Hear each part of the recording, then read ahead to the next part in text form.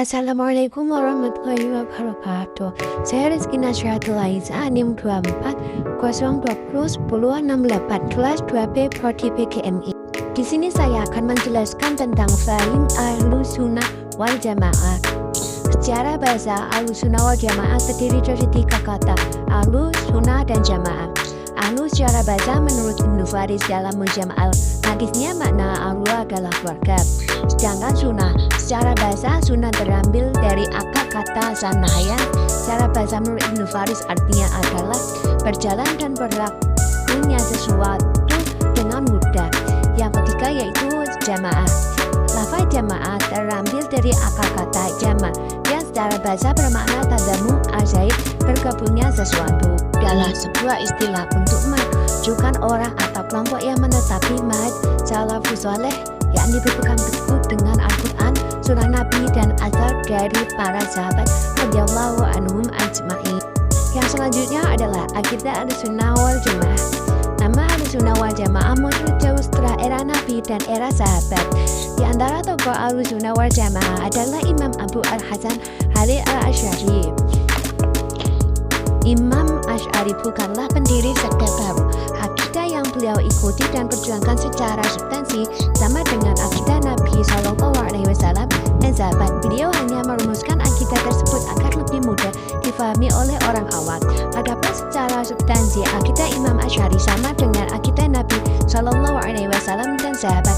Hal ini dapat kita lihat dari karya-karya Imam Asy'ari sendiri, seperti Al-Ibna'an Usul al-Jiyana, bahwasanya beliau selalu mendasari akidah yang dijelaskannya di dalam kitab-kitabnya dari Al-Quran dan Sunnah. Tokoh-tokoh Ahlussunnah wal Jamaah yang melakukan perlawanan pemikiran seperti Al-Harits Al-Muhasibi dan Abdullah bin Qulab tidak sepopuler Imam Asy'ari, dan buku-buku yang dibuat oleh mereka tidak komprehensif sebagaimana buku yang dikarang oleh Imam Asy'ari.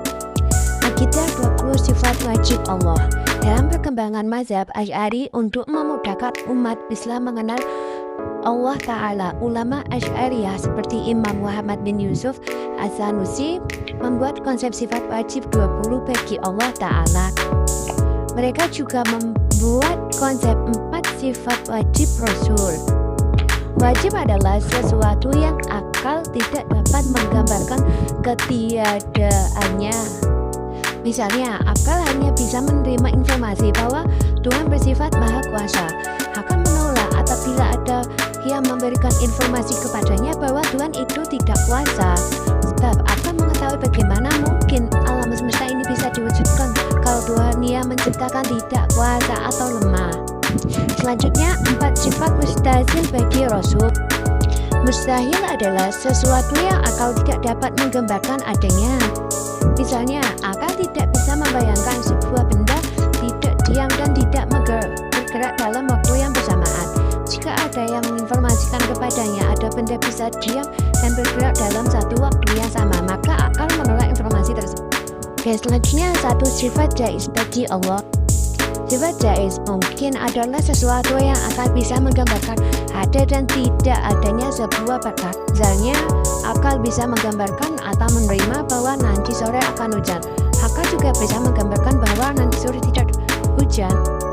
Perlu diketahui, sifat wajib 20 ini bukanlah seluruh sifat wajib yang dimiliki oleh Allah Ta'ala.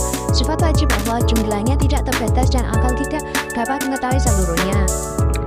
20 sifat ini adalah batas maksimal akal untuk mengetahui sifat wajib bagi Allah. Tapi dari 20 sifat tersebut, akal manusia tidak mampu menjangkaunya. Karena akal manusia tidak mampu menjangkau lebih dari 20 sifat wajib Allah, maka manusia tidak dituntut untuk mengetahuinya. Yang terakhir, sifat wajib 20 adalah ummahat asy-syifat atau sifat induk.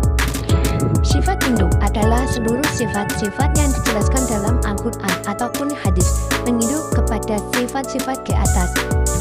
Misalnya dalam Asmaul Husna disebutkan sifat Khalik, mencipta. Apabila kita menetapkan sifat Khalik bagi Allah, maka secara otomatis kita menetapkan sifat Qudarat, kuasa bagi Allah, sebab tidak mungkin dapat menciptakan jika Allah tidak kuasa. Secara otomatis otomatis juga kita tetapkan sifat ilmu bagi Allah, sebab tidak mungkin menciptakan jika tidak mempunyai ilmu atau bodoh. Secara otomatis pula kita tetapkan sifat idrah, berkehendak dan hayat hidup bagi Allah, sebab tidak mungkin menciptakan kalau Allah tidak berkehendak dan tidak hidup. Begitu pula seterusnya. Sekian dari saya, kurang lebihnya mohon maaf, semoga bermanfaat. Wassalamualaikum warahmatullahi wabarakatuh.